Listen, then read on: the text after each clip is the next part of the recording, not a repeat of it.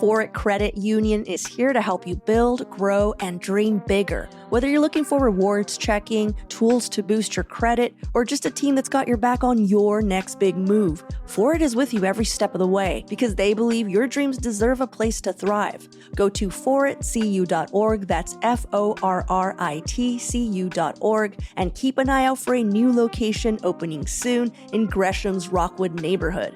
Federally insured by NCUA.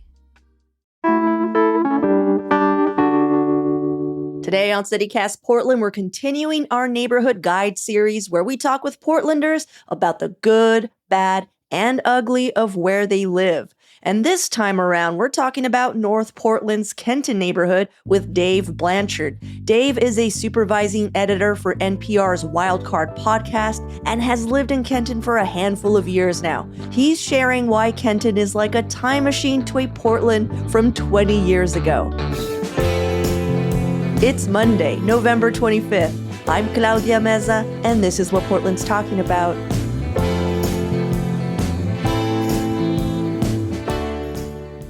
How long have you been living in Kenton now? I moved here in 2021, but I was sort of living here before then because during the pandemic, I was doing a lot of crashing at my sister's place. Mm-hmm. She was in Kenton, so that was like my introduction to Kenton. So like basically since like 2020. Yeah, but you've lived in Portland for a while before then, right? Yeah. I've done all of the quadrants except for Southwest. Oh, interesting. Yeah. Well, before we get into specific spots to check out in Kenton, do you want to name the boundaries of your neighborhood? I do, and this was actually a surprise to me. I learned in doing this research for this that we actually go all the way north to the channel between like North Portland and Hayden Island. So we include like all of like previous Vanport and like the Expo Center and all of that. I always thought we were like a little bit smaller than that. But yes, we go all the way up to Hayden Island. We go down to Lombard Street. We are west of I-5. And then the western boundary is kind of hard to describe. It's like Chautauqua-ish is what I'd say is the boundary on the west side. Yeah, I feel like everybody owns Lombard, a piece of it, you know? I was wondering, is that right? game? Yeah. Like, I was like, is that Arbor Lodge or is that us? Like, I don't who does know. that count? Who's got that territory? Can I only pick things that are on the north side of Lombard and anything on the south side is like not game? I think what we'll include is anything that you think instills the spirit of Kenton. When you're like, no, this is not an Arbor Lodge thing. This is definitely a Kenton. You know what I'm saying? Like yeah, okay, we'll do that. Yeah, for sure. All right. Okay. So give me your best Kenton pitch. Like, what do you love about living there? Okay, so I feel like living in Kenton in 2024 is like living in other parts of Portland, more central parts of Portland in like 2004. Like I feel like we are like a little like flashback to an older Portland that was like a little bit slower, you know, like there wasn't quite as much going on, but like there's like a great kind of like neighborhood vibe. It's like the slowness is like part of the advantage of it, right? And like that also comes with, we like look back on that fondly, those of us who've been here for a long time, of like, oh man, like the Portland that it like used to be. And we forget that sometimes that also means that you like have to like go a long ways for like a grocery store, right? And like there's like there are inconveniences that come with it as well. Yeah, it just feels like the Portland that I moved to like in 2011 is just like a little bit just like more low key, right? It's not flashy. It doesn't have like, you know, all of like the restaurants you're going to read about in Eater necessarily. It's just like a lovely, like, you know, gentle little community that is just like so sweet. So affordable is what I'm hearing. And affordable, yeah. You're like, Portland of 2004. I chose to live here, right? Yeah, no, this is, yeah. It wasn't for like economic reasons that you live here. Yeah, definitely more affordable also. Yeah, I do want to shout out that you also have the Portland Tool Library, the North Portland Tool Library. So I used to go to Kenton often when I lived in Arbor Lodge because that's where I would get my tools. Totally, yeah. And you have, I think, like, they really make sure that you're, like, a local with that. Yeah. You have to have, like, some sort of, like, proof of, like, residency in order to, like, count. Yeah, because if you're Northeast, they're like, get out of here. Yeah, right, exactly. Exactly. Trying to get in on our I tool know. library. All those Northeast Portland tool mooches. What you've said reminds me a lot of St. John's. I mean, that's pretty much, but I feel like St. John's is like 1997 Portland, That was the other way. I was thinking it's like the St. John's starter pack, right? Like if you're like thinking like you might be interested in St. John's, you're like St. John's curious, like maybe try Kenton first, right? Like it's far away, but it's like close-ish to other things, right? So it's like not quite St. John's, but it also doesn't have necessarily like St. John's is a little bit more like self-sustaining. Like Kenton like doesn't have quite the facilities that St. like John's I has. can walk to all the things I need in my life. Yeah, that's not quite as possible in Kenton. It's a little bit more residential. Right. Well, we talked a bit about the positives. Now I want to hear some gripes. Like what? I mean, I'm hearing it's there's no grocery store you can walk to easily. That's one I'm hearing. Yeah. So no grocery store. That's tough. The Green Zebra used to be with us. R.I.P. Green Zebra. It closed. That was pretty devastating. I would say there's no food cart pods in Kenton, which is a small thing, but like a thing that I feel like is really like a staple of every Portland community that I've lived in before now, and not having the kind of like, it's 6:30 and I don't want to make food for myself and I just want like a really easy, quick option. Like there's nothing on that front that you can get to in Kenton. So that's a gripe. Okay, and then the big one, which I feel like is very controversial. Okay. But like people have strong feelings about it, is the Portland International Raceway. It is, for some people, a lovely part of the community that you can go to and watch, like car races, if that's your thing. And I think that like it draws a lot of people from outside the Portland area. Mm-hmm. It is an attraction that a lot of people love. It is also very loud if you are close to the Portland International Railway. I think that you get the worst of it because I hear it all the way up in St. John's. miles away. Yeah, totally. And I hear the on Sundays. But I also hear that it's a really cute place on Wednesdays because people come with their classic cars. Right. Yeah. I think if you go there, there's like a cool vibe. And you can actually like sort of see it from, there's like a little Columbia Slough trail that you can like bike along. You can see what's going on from there. Right. Yeah. And you can see the PIR from there. And it's like a good time. Yeah. But like it is very much a classic like Kenton thing, especially in the summer. Like, you get out in the morning, you like get into your yard. You're like, we're just going to have a cup of coffee here, enjoy my garden. And then like all of a sudden like, and then like for the next like 5 hours, you're hearing the PIR. So that is a thing that in some ways, like it's not like I would not live without it because it's so part of Kenton, but it certainly drives some Kentonites a little bit cuckoo. I'm curious, like what old Kenton residents think about people who move in and are just like, the freaking Portland International Raceway. Oh, totally. Like either A, they're just like, I know, it sucks. It's always sucked. Or two, they're just like, what do you mean? This is our lifeblood. I think it's more the latter. I think that like the people who've been here for a long time are like, this is just the neighborhood. Like, sorry your realtor didn't tell you about the PIR, but like we've been living this thing for like 30 years and it's just like a part of the neighborhood. I think it's very much a demarker of kind of like who's a newcomer and who's an old timer is the feelings about the PIR. Have you heard of the old saying, if you can't beat them, join them? Totally. Yeah. Do you want to go tailgate the PIR? Yeah. I mean, if we want to, I'd love a good tailgate. Let's do it. Okay. No joke. Let's go. We'll ride our bikes down the slough. Love it. Okay. We'll be the only people arriving at the PIR via bike. We're like, hey guys, what's cooking?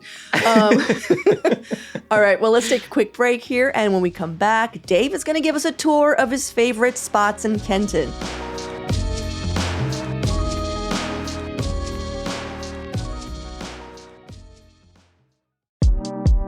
Beaver State Market is an online shop where you can find unique, and I mean found only here items that celebrate Oregon and support our local artists and businesses. Beaver State Market is also dedicated to partnering with local organizations whose mission is to enhance our quality of life. Like this year, they're proud to introduce a collection that supports the State Forests Trust of Oregon. Proceeds from these items are donated to support their work and increase opportunities for outdoor recreation and education. Everything from anglers to OHV enthusiasts, hikers, mountain bikers, and visitors to the Tillamook Forest Center. So shop at beaverstatemarket.com today and give a gift from Oregon this year. Ryan Reynolds here for, I guess, my 100th Mint commercial. No, don't. No. I mean, honestly, when I started this, I thought I only have to do like 4 of these. I mean, it's unlimited premium wireless for $15 a month. How are there still people paying 2 or 3 times that much? I'm sorry, I shouldn't be victim blaming here. Give it a try at mintmobile.com/save. Whenever you're ready. $45 upfront payment equivalent to $15 per month. New customers on first 3-month plan only. Taxes and fees extra. Speed slower above 40 gigabytes. See details. Take me around the area. Like, where are some places that, if I were to come visit you, Sure. where are you going to take me? Okay. So I'd say, like, if there is like a soul of Kenton, it is Posey's, the coffee shop / bakery. It's the neighborhood spot. It's like a really like mixed generation kind of spot. When I was there actually the other day, I was sitting next to this couple that were in like their, I'd say late 60s, early 70s, that were clearly like early in their dating life. They were just kind of like really like adorably just like very flirtatious with each other, and it was lovely. And there's like people with like families there. It's just not it's not like a typical sort of like coffee shop where you walk into and it's all like sort of 30 somethings on their laptops, right? There are some of those people, myself included, but like it's just like a little bit more of a like community space. So Posey's gotta go there. And then right next door to that, Specs is like, I would say the best record store in Portland. And again, kind of a record store that feels like it's like from a past time. Like I feel like in a lot of record stores in anywhere these days, you walk in and it's all like $40 like new vinyl. But like there, they just have like a really well curated selection. There's a lot of great used stuff. It's just like a totally lovely place to spend an afternoon. We biked the Columbia Slough. Mm-hmm. That trail is super fun, super beautiful, and it's like right on the edge of the downtown. And then I feel like for like drinks, I mean, there's a lot of there's a lot of bars in Kenton to choose from. I would say Parkside is a nice kind of like cozy cocktail-y sort of bar that is like really great, just on this edge of Kenton Park. Very kind of like friendly staff vibe there, and just like a good place you can go and like, play like a card game or something. Mm-hmm. You can do Mockcrest Tavern is definitely a place that I'd bring people to, which is like a little bit more on the divey side, but super charming and great. I feel like I've had a good sandwich there. I forget what it was, but I feel like I ate something there and I was like, all right. I don't think I've ever tried the food there. I mean, I could be wrong, but I feel like I ate something there and I was like, Mox Crest, who would have known? That seems right. I'd trust them with a sandwich. It was toasted too. I'm not going to eat no raw bread. Oh yeah. Oh no, for sure. I want that thing having gone through heat. Yeah. Yeah, you're gonna get a toasted sandwich in Kenton. Yeah, of course. Yeah, and then there's Kenton Club, which is like a class. I feel like that's one of the spots that if you're outside Kenton, like that's what people bring up. I feel like anyone who's been in Kenton for one thing, it's probably been the Kenton Club, which again is a great little dive bar, live music. It's a great neighborhood institution that's been there forever. Yeah. Well, can I tell you real quick? I used to work with Michael Gersten, who owns Specs. And the reason I love that record store so much is that his sons would DJ, and his sons were like literally 8. Oh my God. Do you remember? I don't know if you were there for that, or they started their own band, like a brother band, and they were like 8 and like 5, because it was like that's so perfect. And they would just play, and it was just the cute. I mean, God dang that store. Okay, that's amazing. There always is like some sort of like DJ live music thing going on there. I never made the connection that they might be his sons. Now are they like older now? I feel like they're like more like regular musician people that are doing it now. I don't think I've seen any 8-year-olds behind the tables. Okay, so I feel like this is the places you would show me around, but also like that's where the locals would hang out, right? Like, are there any spots where you're just like, I'm not going to show it to you because it's just like too local? Like, you know what I mean? Like, where you're just like, you have to be in Kenton for like a little bit to get this spot right here. You know? Right. Okay, so I'd say I think the Kenton Station is sort of the undersung spot in Kenton. It's a great bar with like, burgers, sandwiches, but like I think Kenton Club takes a lot of the attention. I'd say like the locals know to go to Kenton Station. The beers are cheaper than any place I've been in the city recently. And again, just like great locals vibe there. So I'd say that's one for sure. I'd say Fino's Pizza, which I feel like is an underrated pizza in Portland. It's perfectly never rated, but yeah. oh, I see. The St. John's is coming out now. I'm sorry. St. John's is literally made of pizza. I thought we all drive little pizza cars. I thought this was going to be like a North Portland, alliance that we were forging here of like us being on the edge. I'm but sorry. No, you want to throw down. I see. I wasn't at all trying to. I wasn't. I've just been to Fino's a handful of times, and I have to tell you, it is one of the best spots to hit, like after you've gone on a very long hike, or you've been up in the mountains snowshoeing or whatever, and you come down and like you feel empty inside, and you go to Fino's and you eat everything, and it's so good. Totally, the vibes there are excellent. Okay, all right, perfectly rated. I'll go if that's I'm just if that's saying the rating. It's perfectly rated. It's perfectly rated. It's perfectly rated. Yeah. I'm not saying it's bad. I'm saying perfectly rated. Well, I think it's underrated. All right. Okay. It's underrated. I think it is one of the best pizzas you can get in Portland. I feel like it's never on any of the lists, I want to make it clear, Dave is a friend. I normally don't just get on here and argue with guests about what is perfectly rated. All right. Okay. Underrated. Fino's. Okay, and then I would also say Tiny Bubble Room, another good locals hang that I feel is that's in Kenton? Well, again, this is the Lombard question. It's on the north side of Lombard. It's definitely within the east to west boundary. But I would say, again, feels like Kenton. Doesn't feel like Arbor Lodge to me. If anyone works at Tiny Bubble Room, will you tell us if you're in Kenton or Arbor Lodge? And or if you feel like you're in Kenton or Arbor Lodge? I want to know, Exactly. No, that's good. Well, what would be the perfect Kenton date night? We'd do a bike ride along the slough. I feel like is the start. Maybe a picnic in Kenton Park. And then I'd say Parkside. It's just got the intimate kind of vibes, cozy vibes in there. They've got great drinks. It's a good, you can watch the sunset over Kenton Park. That would be my Kenton date night, which I think I've actually done that exact date night before. So that's maybe why it comes to mind. Yeah, I've never been to Parkside. I'm sold. I want to go. I just looked at pictures and it looks really cute in there. It's very cute in there. They have tables with like bodies of water on them. It's very Portlandy, but also kind of like cute. It's great. Nice. Well, I have a few very specific questions that I don't think are helpful for anybody else but me. Let's just put it that way. Love it. What's up with Paul Bunyan? Good question. I just take it for granted at this point that he's there, and I never really thought too much about like why Paul Bunyan. But I did find that it was for Oregon's centennial in 1959. They made the Paul Bunyan statue there, and apparently it was supposed to be like a timber thing, right? Like Paul Bunyan is the timber guy, so it was like Portland and timber. And apparently there were like all of these like tall tales about Paul Bunyan in the Northwest that I'd never heard of. I think of him as like a Midwestern dude, and so it always felt weird for him to be here. Yeah.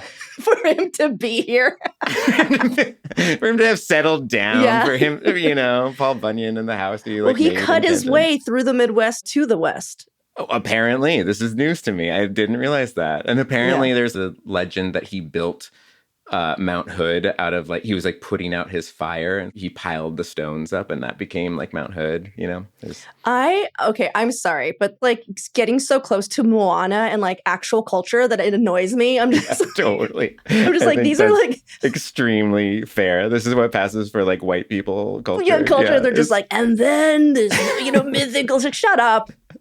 Shut up. Paul Bunyan did not make Mount Hood. John, our executive producer, just wrote, first gentrifier, Paul Bunyan. We're all mad. Oh my God, that's incredible. Well, the question for me is, where is Babe the Blue Ox, right? You only have Paul Bunyan there. And I think the thing to know about Kenton is that it started actually as a meatpacking town. It was a company town for Oh. meatpacking plants. So I feel like Babe just like kept his distance. You know, he's like, I'm not getting anywhere near that place. That's He stayed in crazy. Arbor Lodge. Yeah, exactly. Okay, my other question is Governor Tina Kotek had a house in Kenton, Right. and she just sold it last year. And she's been a long time resident. Like, I would see her bopping around, you know, at the Arbor Lodge new seasons and like, you know, all that when she was just a rep. But did you two ever hang out? You know, we never did, because I think that I moved like right, you know, we were in the weird like pandemic, and then she became governor. And so like we never really overlapped. I think by the time she sold her house, like I was still here when she had the house, but she was like already kind of governoring. And so like we never really overlapped that much. So like her legend preceded her. I feel like there was a lot of like, you know, Tina Kotek lives here when I moved to the neighborhood. And you're like, ooh, where? And she's like, she's gone. And like no one knows.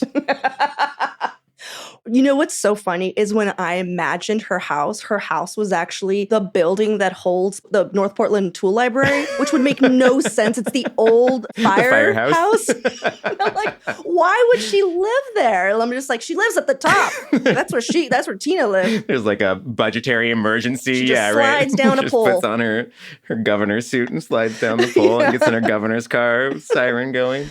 Oh my love it. God. Okay, well, the other question I had for you is, have you heard of the Kenton ghost? I have. I also just learned about this. Yeah. Okay. I know that it hung out in like the basement of the old hotel in Kenton, right? Which is now the Kenton station. But there's like a whole basement area where they used to have like underground boxing rings and like speakeasies and just like all of the illicit stuff used to happen there in Kenton back in the day. That's all I know about it. Okay, so the Oregonian, in January 5th, 1913, they published several accounts of residents stating they saw a shadowy figure lurking in the streets. And several prominent citizens came forward with their own sightings of the ghosts. So they were just like, no, Bill wasn't drunk. I saw this Kenton ghost. And again, like all I'm hearing is shadowy figure. I also think that I read something like some elected official, like the mayor, I want to say, The like got like mayor? very involved with like trying to find the ghost, which I'm just like, didn't you have more important things to do as mayor of Portland? But maybe not. And like in the early 20th century, it was a very sort of spooky town and all the ghosts needed to be tracked down. Yeah, you know what Governor Tina Kotek should do? Yeah. She should get to the bottom of this. I feel like people are, we're always mad at our governor, but I feel like if she figured out the ghost of Kenton, like she wrapped that up for us, we would be like, well, she did hunt down that ghost. I mean, didn't the Ghostbusters live in a fire station, much like That's Tina what I'm Kotek? saying. I mean, it seems like she was born for this. At least in my head. At least in the world I've created for her. Well, Dave, thank you so much for spending a little time with us and going through your neighborhood. It was my pleasure. This was great, Dave. I just want you to know this was wonderful. It was wonderful for me, too. Thanks for having me on. I'm excited to go to the PIR with you. Oh, we're doing it. In my head, like we have hot wings in our, we're bringing, because, tailgating. Definitely. Ribs and hot wings, just, in our little panniers. I don't think there's another race there for like 9 months. So we might just like go there to the empty parking lot and just like just tailgate nothing there. Just drink tall boys and eat cold Popeyes. I love it. That sounds awesome. I'm down for that.